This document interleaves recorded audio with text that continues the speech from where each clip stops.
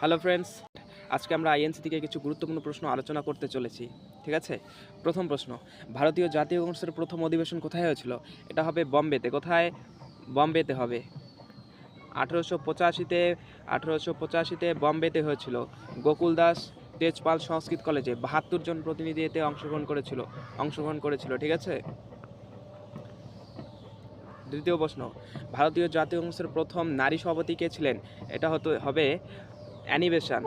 প্রথম ছিলেন Annie Besant. এবং এই প্রশ্নটা একটা কনফিউশন করে দেয়, সেটা হচ্ছে ভারতীয় জাতীয় কংগ্রেসের প্রথম ভারতীয় নারী সভাপতি, এটার উত্তর হবে সরোজিনী নাইডু। এবং তিনি কোথা থেকে?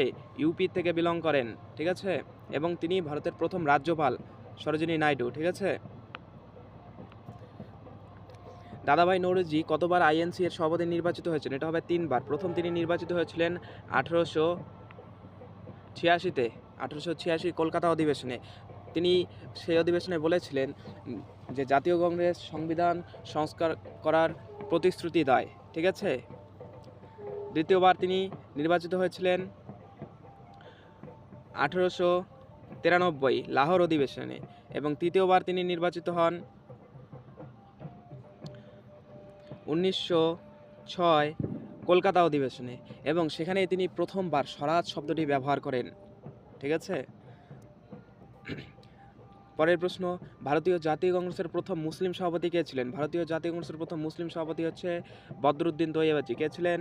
বদরুদ্দিন তৈয়বাজি। ভারতীয় জাতীয় কংগ্রেস আইএনসি 1885 সালে ড্যাশ কর্তৃক গঠিত হয়? এটা আমি প্রথমে বলেছি অ্যালান অক্টোভিয়ান হিউম। কার দ্বারা গঠিত হয়? Alan Octavian Hume.